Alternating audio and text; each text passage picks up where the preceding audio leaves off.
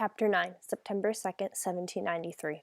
He's the best physician that knows the worthlessness of most medicines. Benjamin Franklin, Poor Richard's Almanac, 1733. I stood dumbly while Grandfather knelt by Mother's side. "She's alive," he said. "Take her feet, Mattie, we must get her inside." Eliza screamed as we carried Mother through the front door. She dropped a clay pitcher on the floor. It shattered into bits. "Is she—" "She was overcome by the heat," said Grandfather. "She'll be fine after a short rest. That's all she needs, a short rest." Mother didn't open her eyes until we tucked her into bed. She looked around in confusion.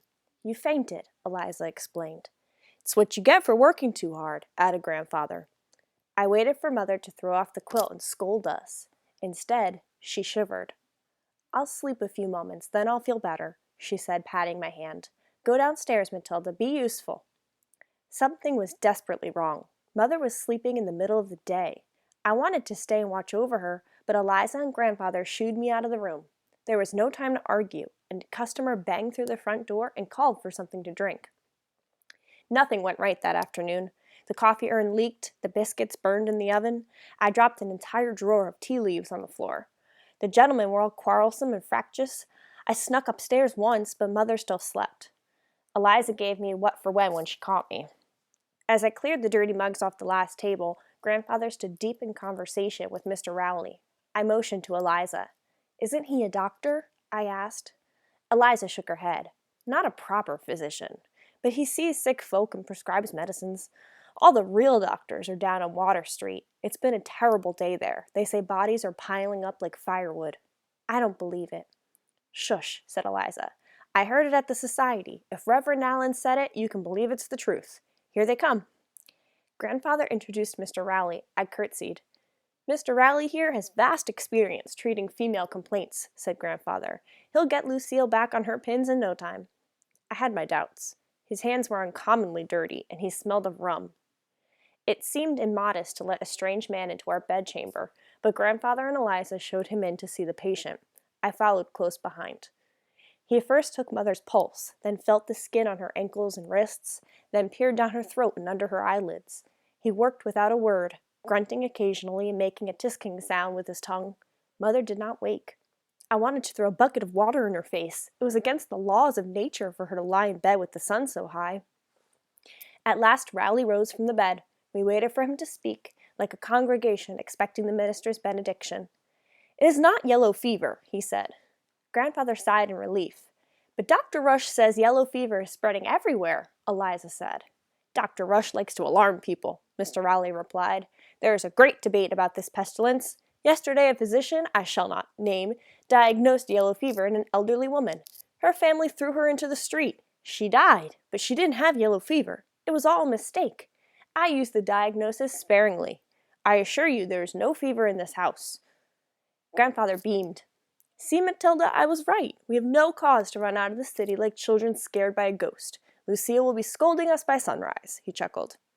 Rowley wagged his finger at Grandfather. "I wouldn't predict that," he said. "She'll need more than a good nap to recover. Be sure to bathe her every 4 hours and keep her clean and cool. I'll give some remedies to your servant. And now," he said, holding out his hand and showing his gray teeth, "my fee." Giving my mother a bath felt upside down and backside front. I didn't want to do it. Daughters aren't supposed to bathe their mothers, but Eliza could not manage alone. We moved my bed to Grandfather's chamber and replaced it with the tin bathing tub. Every 4 hours we filled the tub with hot water mixed with black pepper and myrrh. The worst part was dragging Mother from her fitful sleep and getting her to sit in the water. The fever had taken hold of her senses, and she wept, calling my father's name. While Mother dozed in the tub, we stripped the linen from her bed and laid on fresh. She was supposed to drink Dana tea sweetened with molasses, but it tasted too horrible. As soon as we had her back in bed, Eliza emptied the tub and put more water on to boil. Mother shivered so hard her teeth rattled. Even with all the blankets in the house on her, she could not warm. She lay under the faded bedding like a rag doll losing its stuffing. Her hair a wild collection of snakes on the pillow, her cornflower blue eyes poisoned with streaks of yellow and red. It hurt to look at her. After the sun set, Eliza set a candle by her bed. "Your grandfather's sleeping at old man Karras's house," she explained. "Just as well," I said. "Are you going home?" "I must," she said. "My brother is expecting me." I nodded. Eliza lived with her brother's family. They would be very worried if she didn't come home. I'll be fine, I said. I think she'll sleep through the night. Eliza kissed my forehead. Don't forget your prayers, she said. I'll come early and try to bring a doctor with me. After she left, I locked the doors and closed the shutters. A church bell struck 10 times and I shivered. The coffee house was filled with shadows and dark noises. I took 2 extra candles from the clothes press and hurried upstairs to watch over Mother. She did not notice when I entered the room. Her face was pulled taut in pain and she jerked in her sleep. I so wanted to touch her. The tops of her hands were roped with muscle and veins, but her skin was wrinkled and soft. Had she ever enjoyed anything? Had every day been a struggle? Perhaps death would be a release, a rest for the weary. A slight breeze waltzed through the room. Silas strolled in and jumped onto the bed. He settled himself so gently by her feet that she did not stir. No mice would disturb her. That was understood. Mother wrinkled her brow and moaned. I smoothed her hair. I'm here, Mother, I whispered. Be still. She shook her head from side to side on the pillow. Tears threatened again. I sniffed and tried to control my face. No one could ever tell what Mother thought or felt by looking at her. This was a useful trait. I needed to learn how to do it. There were so many things she had tried to teach me, but I didn't listen. I leaned over to kiss her forehead. A tear slipped out before I could stop it. I quietly sat beside her and opened my psalm book, praying for deliverance, or at least the dawn.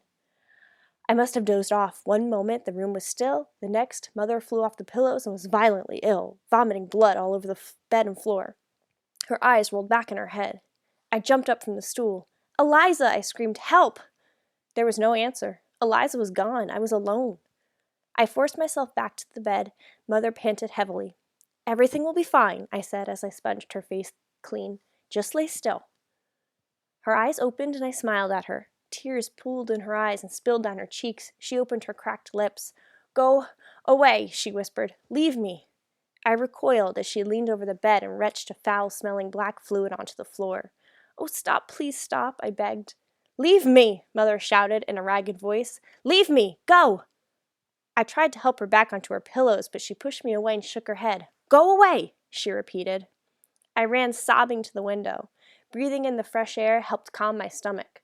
The houses along the street were shuttered, tight and dark. I had to help her. She was depending on me. Let me clean you up, I began as I turned away from the window. You'll feel better in a clean shift, maybe a bath. Would you like a bath again?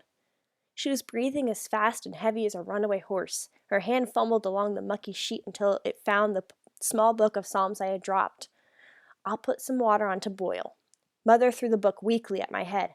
Out! She croaked. Don't want you sick. Go away.